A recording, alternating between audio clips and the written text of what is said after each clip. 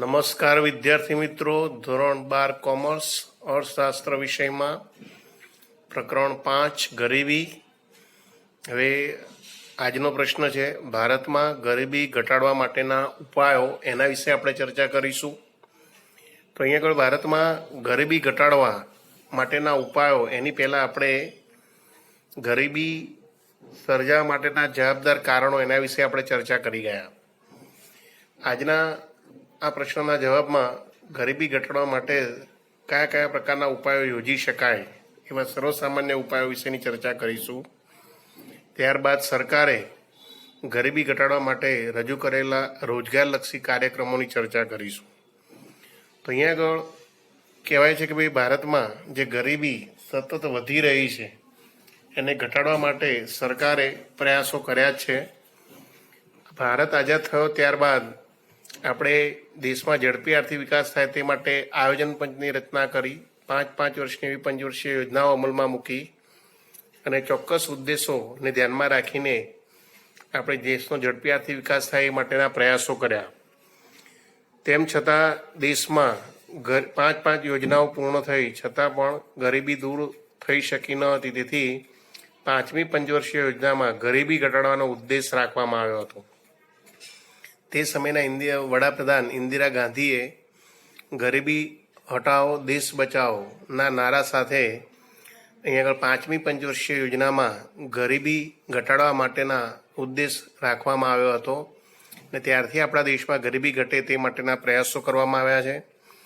અહીંયા આગળ વિશ્વ વિકાસ અહેવાલ 2001માં ગરીબી દૂર કરવા માટેની વ્યૂહરચનાઓમાં રોજગારી, ભૌતિક મૂડીરોકાણ, માળખાકીય સુવિધામાં વધારો કરવો, ગરીબોને આર્થિક ઉથલપાથલો તેમજ જે કુદરતી આપત્તિઓ તેમજ અન્ય જોખમો સામે રક્ષણ મળે તે માટેનો સમાવેશ કરવામાં આવ્યો છે.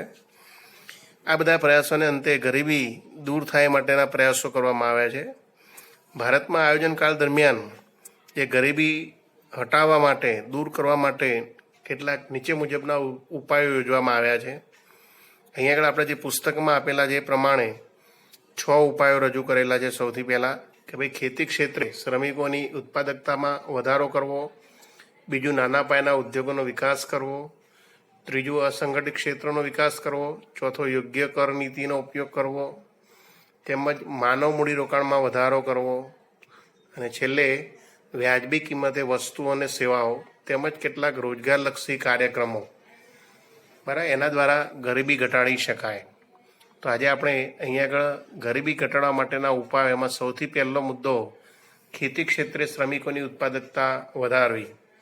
આપણે જોયું હતું કે ગરીબીના કારણોમાં બરાબર કે અહીંયા આગળ ખેતી ક્ષેત્રે શ્રમિકોની નીચી ખેતી ઉત્પાદકતા જોવા મળે છે અને એને કારણે ખેતી ક્ષેત્રે એમની આવક નીચી રહેતી હોવાને કારણે એમનું જીવન ધોરણ નીચું ને તેથી ગરીબી જોવા મળતી હોય છે.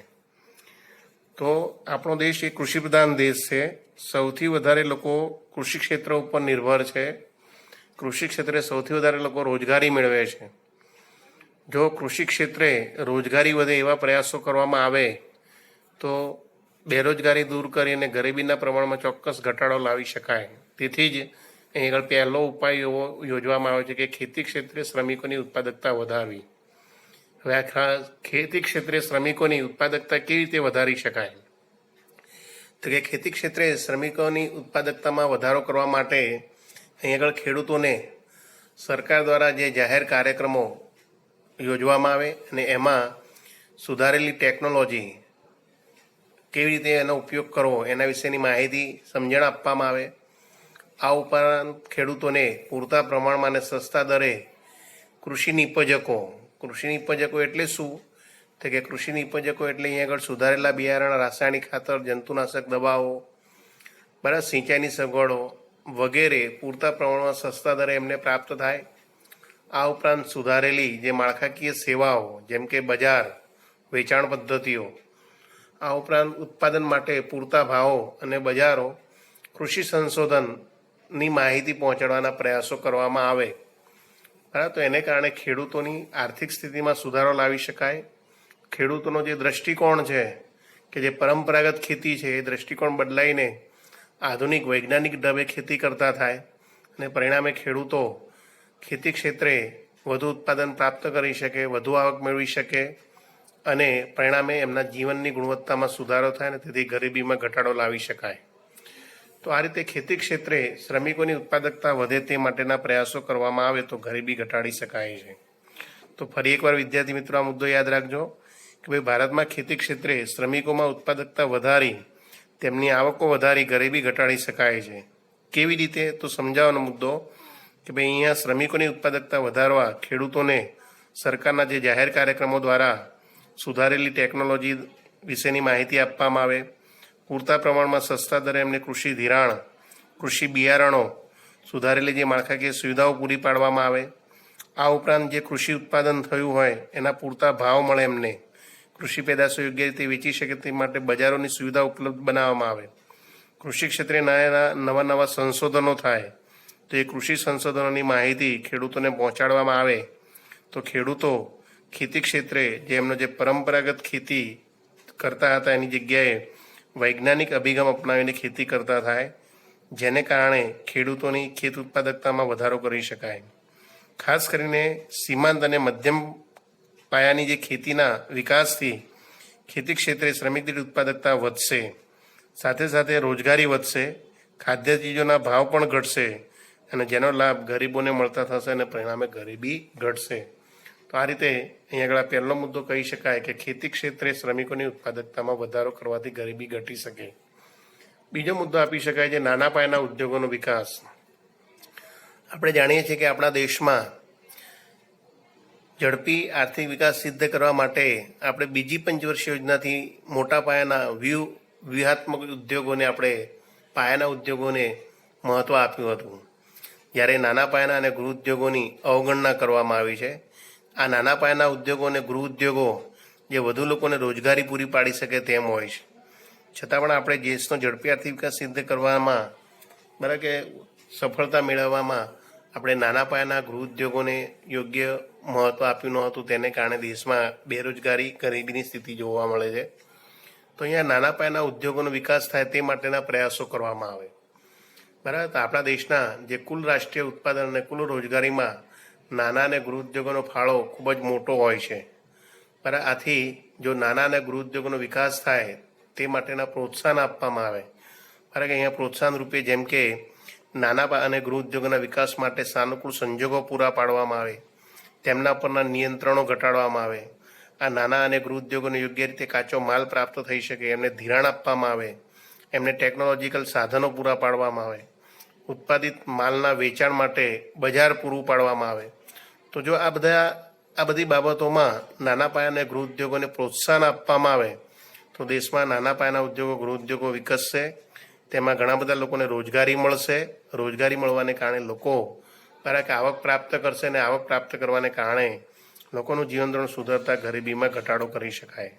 તો આમ દેશમાં ગરીબી ઘટાડવા માટે બધા નાના પાયાના ઉદ્યોગોનો વિકાસ કરવો ખૂબ જરૂરી છે અને એટલા માટે જ આપણી ભારત સરકારે 8 એપ્રિલ 2015ના રોજ મુદ્રા આ કાર્યક્રમ અમલમાં મૂકવામાં આવ્યો છે. મુદ્રા નામ સાંભળ્યું હશે તમે.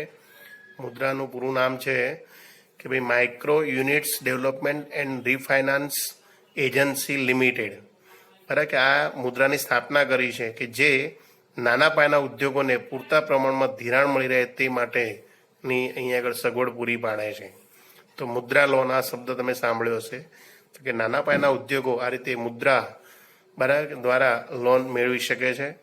આ ઉપરાંત 16 જાન્યુઆરી 2016થી સ્ટાર્ટઅપ ઇન્ડિયા અભિયાન શરૂ કરવામાં આવ્યું છે કે જેમાં જે નવા સાહસિકો હોય પણ એમને ધિરાણની જરૂરિયાત પડતી હોય, નવા ઔદ્યોગિક સાહસિકો હોય, એમને પ્રોત્સાહન આપવા માટે, રોજગારીની તકો વધે તે માટે સરકાર આ બધા સ્ટાર્ટઅપ ઇન્ડિયા જેવા કાર્યક્રમો નક્કી કર્યા છે અને આ કાર્યક્રમોનો લાભ લઈને લોકો વધુ રોજગારીની તકો મેળવી શકે છે અને ગરીબી તેમજ બેકારી ઘટાડી શકાય.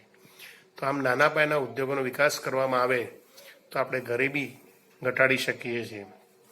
બરાબર. ત્યારબાદ અસંગઠિત ક્ષેત્રોનો વિકાસ.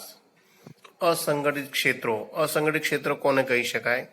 તો કે સામાન્ય રીતે જે સરકાર દ્વારા ચલાવવામાં આવતા ન હોય, સરકાર દ્વારા ચોક્કસ એનું કોઈ યુનિયન ન હોય, સંગઠન ન હોય, એવા ક્ષેત્રો જેને આપણે અસંગઠિત ક્ષેત્ર તરીકે ઓળખવામાં આવે છે. દાખલા તરીકે વિદ્યાર્થી મિત્રો સંગઠિત અને અસંગઠિત ક્ષેત્રે ધ્યાન રાખવાનું કે જેમ કે અહીંયા આગળ સરકારી યુનિયનો જેમ કે બેંક છે, બરાબર રેલવે છે, બરાબર રેલવેમાં કામ કરતા જે કર્મચારીઓ છે, બેંકોમાં કામ કરતા કર્મચારીઓ છે, શિક્ષકો છે, બરાબર આ ઉપરાંત અન્ય જે સરકારી કચેરીઓમાં કામ કરતા લોકો એ ચોક્કસ પ્રકારનું એક યુનિયન ધરાવતા હોય છે. એમના પગાર, એમની રજાઓ, બરાબર કે એમના વેતન આ બધું લગભગ ફિક્સ થયેલું હોય છે અને તેથી એમને ચોક્કસ પ્રકારના લાભ મેળવતા હોય છે. એટલે એ સંગઠિત ક્ષેત્ર તરીકે ઓળખાય છે. જ્યારે અસંગઠિત ક્ષેત્ર એટલે અસંગઠિત ક્ષેત્રમાં કોનો સમાવેશ થાય તો કે અસંગઠિત ક્ષેત્રમાં શાકભાજી વેચનારા, બાંધકામ ક્ષેત્રના મજૂરો, ખેત મજૂરો, હાથ લારી ચલાવનારા વગેરેનો સમાવેશ કરવામાં આવે છે. આવા લોકોનું ચોક્કસ યુનિયન હોતું નથી. આવા લોકો ચોક્કસ પગાર, વેતન, હક રજાઓ મેળવતા હોતા નથી. તેથી તે અસંગઠિત ક્ષેત્ર તરીકે ઓળખાય છે. તો ભારતમાં અહીંયા આગળ ગરીબી અને બેકારી હટાવવી હોય તો આ અસંગઠિત ક્ષેત્રનો વિકાસ થાય તે માટેના પ્રયાસો કરવા જોઈએ. અહીંયા આગળ અસંગઠિત ક્ષેત્રમાં રોકાયેલા આવા જે શાકભાજી વેચનારા, બાંધકામ ક્ષેત્રના મજૂરો, ખેત મજૂરો, હાથલારી ચલાવનારા વગેરે કામદારોની સ્થિતિ સુધારવા માટે રાષ્ટ્રીય આયોગ દ્વારા કામની પરિસ્થિતિ નક્કી કરવી, જીવન વીમા, સ્વાસ્થ્ય તેમજ વૃદ્ધાવસ્થામાં પેન્શન જેવી સામાજિક સુરક્ષા પૂરી પાડવા માટેની ભલામણ કરવામાં આવી છે કે ભાઈ આ અસંગઠિત ક્ષેત્રમાં કામ કરતા લોકોને બરાબર એમની સ્થિતિ સુધરે તે માટે અહીંયા આગળ શું છે તો કે રાષ્ટ્રીય આયોગ દ્વારા કામની પરિસ્થિતિ નક્કી કરીને એમને જીવન વીમાનું સુરક્ષા કવચ આપવામાં આવે, સ્વાસ્થ્ય તેમજ વૃદ્ધાવસ્થામાં પેન્શન જેવી સામાજિક સુરક્ષા પૂરી પાડવામાં આવે. જે અસંગઠિત ક્ષેત્રમાં કામ કરતા હોય, વૃદ્ધો હોય, બરાબર કે એ તો એમને કંઈ 58 વર્ષ કે 59 વર્ષ પછી નિવૃત્ત થતા નથી, કારણ કે આ લોકો કોઈ નોકરી કરતા નથી, એટલે નિવૃત્તિને એનો કોઈ લાભ મળતો હોતો નથી. તો આવા જે વૃદ્ધ વ્યક્તિઓ હોય એમને વૃદ્ધાવસ્થામાં કામ કરી શકતા ન હોય તો સરકાર દ્વારા આવી એક વૃદ્ધાવસ્થા પેન્શન યોજના શરૂ કરવામાં આવી છે. એવી ભલામણ કરવામાં આવી છે કે આવા અસંગઠિત ક્ષેત્રના જે વૃદ્ધો હોય બરાબર કે એમને પેન્શનનો લાભ મળે તેમજ એમનું બાકીનું જીવન સારી રીતે જીવી શકે. આ ઉપરાંત ગામડામાં નાના અને સીમાંત ખેડૂતોને ખેતી માટે પાણીની વ્યવસ્થા, ધિરાણની સગવડોની પણ ભલામણ કરવામાં આવી છે.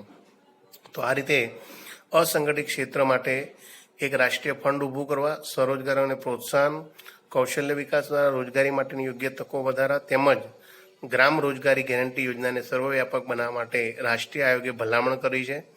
જો આ રીતે અહીંયા આગળ અસંગઠિત ક્ષેત્રમાં રોકાયેલા લોકોને આ રીતે રોજગારીની તકો પ્રાપ્ત થાય તો એમની આવકમાં વધારો થશે, જીવન ધોરણ સુધરશે અને પરિણામે ગરીબીમાં ઘટાડો થશે.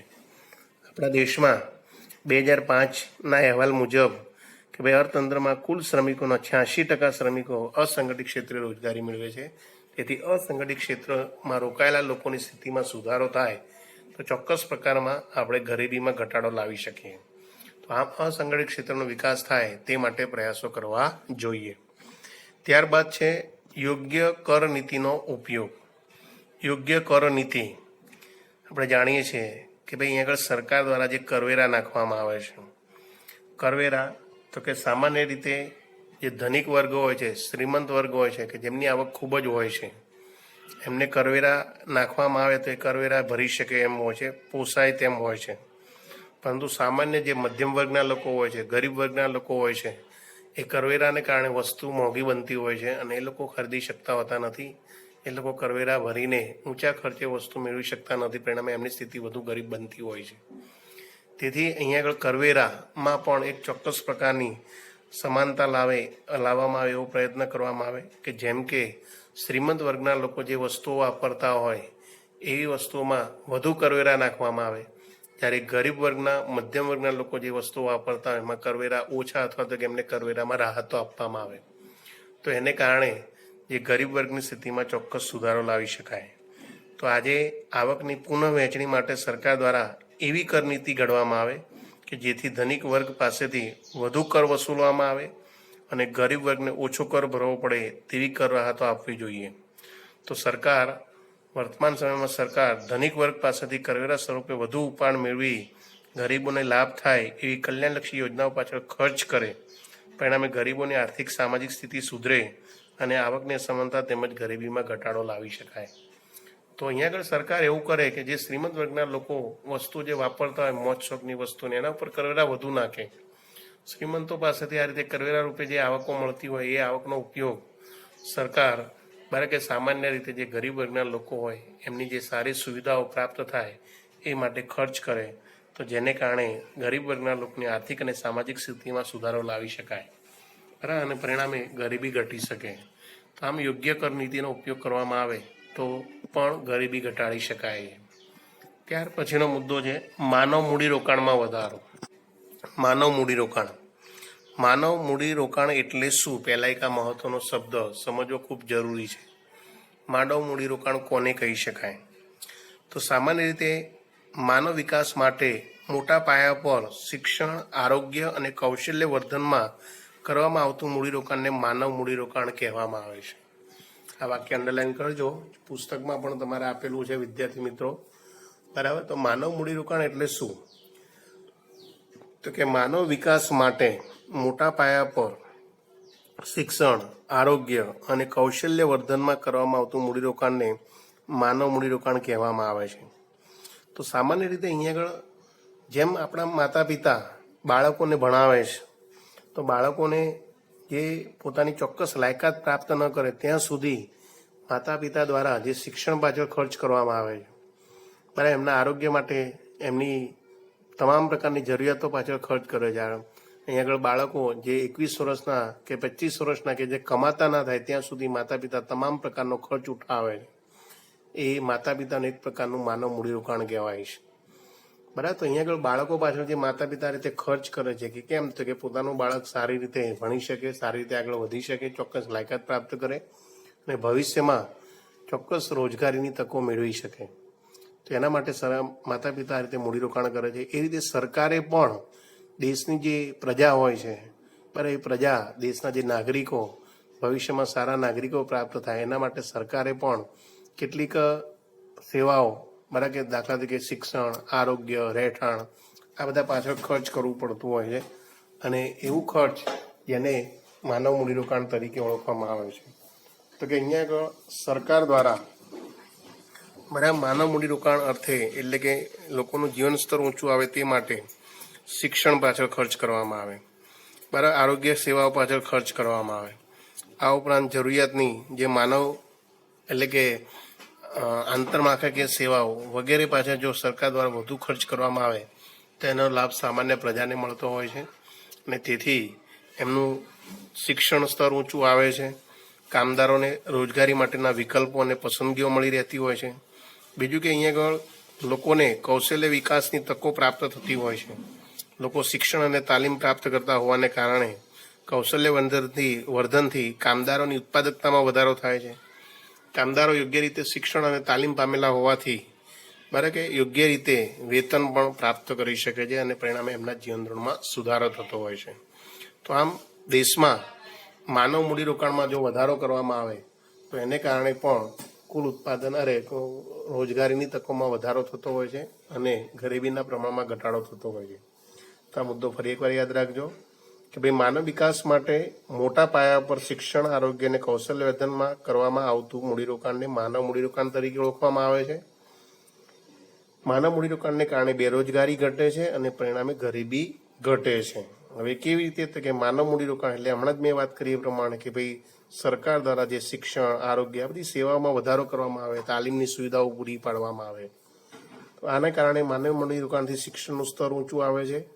કામદારોને રોજગારી માટેના વિકલ્પો અને પસંદગીઓ મળી રહેતી હોય છે, બરાબર, કે જે લોકો યોગ્ય તાલીમ, શિક્ષણ પ્રાપ્ત કરે છે, બરાબર, એવા લોકોને કૌશલ્ય વર્ધન એટલે કે પોતાના કૌશલ્ય અનુસાર, બરાબર, કે યોગ્ય રીતે કામ કરવાની તકો મળતી હોય છે અને તેથી ઊંચી ઉત્પાદકતા પ્રાપ્ત કરતા હોય છે. પરિણામે એમને ઊંચા વેતનો પ્રાપ્ત થતા હોય છે અને તેથી એમના જીવન સ્તરમાં સુધારો થાય છે અને ગરીબીમાં ઘટાડો થતો હોય છે. તો આ રીતે માનવ મૂડીરોકાણમાં વધારો ગરીબી ઘટાડવા માટે જવાબદાર ગણાય છે અથવા ઉપાય યોજી શકાય. વ્યાજબી કિંમતે વસ્તુ અને સેવાઓ. વ્યાજબી કિંમતને વસ્તુ સેવા પૂરી પાડવામાં આવે. અહીંયા આગળ ગરીબી ઘટાડવા માટેનો આ છઠ્ઠો ઉપાય છે કે ભાઈ ગરીબ કુટુંબોને પૂરતો પોષણયુક્ત આહાર કે ખાદ્ય સુરક્ષા પ્રાપ્ત થાય તે માટે રાહત દરે ખાદ્ય પદાર્થો પૂરા પાડવા જોઈએ કે જેથી ગરીબીમાં પ્રત્યક્ષ રીતે ઘટાડો કરી શકાય. ભારતમાં આ માટે જાહેર વિતરણ વ્યવસ્થા હેઠળ સસ્તા અનાજની દુકાનો દ્વારા ગ્રામીણ અને શહેરી ગરીબો ખરીદી શકે તે કિંમતે પાયાની જરૂરિયાતની ચીજવસ્તુઓ પૂરી પાડવામાં આવે છે. આપણે જાણીએ છીએ કે ભાઈ આપણા દેશમાં જે સસ્તા અનાજની દુકાનો ચાલે છે, સસ્તા અનાજની દુકાનો રેશનિંગની દુકાનો તરીકે આપણે ઓળખીએ છીએ. તો આ સસ્તા અનાજની દુકાનો એ ખાસ કરીને કોના માટે તો કે જે BPL કાર્ડ ધારકો કે જેને આપણે ગરીબી રેખા નીચે જીવતા હોય એવા ગરીબ કુટુંબોને સરકાર સહાય કરે છે. આવા ગરીબ પરિવારો કે જેમની પાસે આવક ખૂબ જ ઓછી હોય છે તો એ લોકો સસ્તા દરે અનાજ મેળવી શકે છે, સસ્તા દરે જીવન જરૂરિયાતની ચીજવસ્તુઓ પ્રાપ્ત કરી શકે છે અને એને કારણે બરાબર એમના લોકોના જીવનધોરણમાં સુધારો થતો હોય છે અને કંઈક અંશે સરકાર આ રીતે ગરીબી ઘટાડવામાં મદદરૂપ થાય છે. તો આમ ગરીબ કુટુંબોને પૂરતો પોષણયુક્ત આહાર કે ખાદ્ય સુરક્ષા પ્રાપ્ત થાય તે માટે સરકાર દ્વારા ખાદ્ય પદાર્થો પૂરા પાડવામાં આવે છે. આપણે જોઈએ છીએ કે ભાઈ અછતના સમયે, મુશ્કેલીના સમયે રેશનિંગની દુકાનોમાંથી સસ્તા દરે અથવા તો ખૂબ જ ઓછા ભાવના દરે વિના મૂલ્યે અનાજ પણ પ્રાપ્ત થતું હોય છે, અમુક જરૂરિયાતની ચીજવસ્તુ પ્રાપ્ત થતી હોય છે, જેને કારણે આવા ગરીબોની પ્રત્યક્ષ રીતે જરૂરિયાતો સંતોષાતા ગરીબીમાં ઘટાડો થાય છે. બરાબર. આ ઉપરાંત ગરીબી ઘટાડવા માટે સરકાર દાખલા તરીકે જે જાહેર હોસ્પિટલો હોય છે એમાં પણ વિનામૂલ્યે સારવાર આપીને પણ એમની રોગ પ્રતિકારક શક્તિ વધે એમ અથવા તો કે એમની જે બીમારીઓ હોય એમાં મદદરૂપ થઈને પણ એમની કુટુંબને આર્થિક રીતે સહાય થવામાં સરકાર મદદરૂપ થાય છે. આ રીતે વ્યાજબી કિંમતે અને વસ્તુઓ સેવા પૂરી પાડવામાં આવે એને કારણે ગરીબીમાં ચોક્કસ પ્રમાણમાં ઘટાડો લાવી શકાય છે. આ ઉપરાંત સરકારે કેટલાક રોજગારલક્ષી કાર્યક્રમો રજૂ કર્યા છે. અહીંયા આગળ રોજગારલક્ષી કાર્યક્રમો દ્વારા પણ ગરીબીમાં ઘટાડો લાવી શકાય છે. તો રોજગારલક્ષી કાર્યક્રમો જેવા કે સંકલિત ગ્રામ વિકાસ કાર્યક્રમ, જેમાં સુવર્ણ જયંતિ ગ્રામ સ્વરોજગાર યોજના, આ ઉપરાંત સ્વરોજગારી માટેના વિવિધ પ્રકારના કાર્યક્રમોનો એમાં સમાવેશ થતો હતો. એ સિવાય વેતન રોજગારીના કાર્યક્રમો, પ્રધાનમંત્રી રોજગાર યોજના, રાષ્ટ્રીય રોજગાર બાંહેધરી કાનૂન, આવાસ યોજનાઓ, સામાજિક સલામતીની યોજનાઓ, જનધન યોજના, આ વિવિધ પ્રકારના કાર્યક્રમો દ્વારા પણ ગરીબી ઘટાડવા માટે સરકારો પ્રયાસ કરી રહી છે.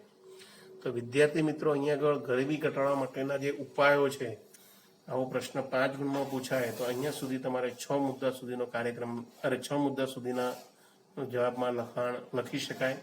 7મો મુદ્દો જે રોજગારલક્ષી કાર્યક્રમો છે એના માત્ર પોઈન્ટ તમે આપી દો તો ચાલે. અને અલગ પ્રશ્ન તરીકે આ પ્રશ્ન પૂછાતો હોય છે કે ભાઈ ગરીબી ઘટાડવા માટેના રોજગારલક્ષી કાર્યક્રમો સમજાવો. તો એની અંદર આપણે આ વિવિધ પ્રકારના જે કાર્યક્રમો છે એની વિશેની ચર્ચા આપણે કરવાની રહે. તો એક અલગ પ્રશ્ન તરીકે આ તૈયાર કરવો પડશે આપણે કે ભાઈ ગરીબી ઘટાડવા માટેના રોજગારલક્ષી કાર્યક્રમો કયા કયા છે સમજાવો. સરકારે કયા કયા કાર્યક્રમો રજૂ કર્યા છે તો એની વિશેની ચર્ચા આપણે હવે નેક્સ્ટ લેક્ચરમાં કરીશું. તો અહીંયા આગળ આપણે ગરીબી ઘટાડવા માટેના ઉપાયો 6 મુદ્દાનો કાર્યક્રમ 6 મુદ્દાના જે જવાબ છે એ પૂર્ણ કરીએ છીએ. નેક્સ્ટ પીરિયડમાં આપણે રોજગારલક્ષી કાર્યક્રમો વિશેની ચર્ચા કરીશું. Okay, thank you.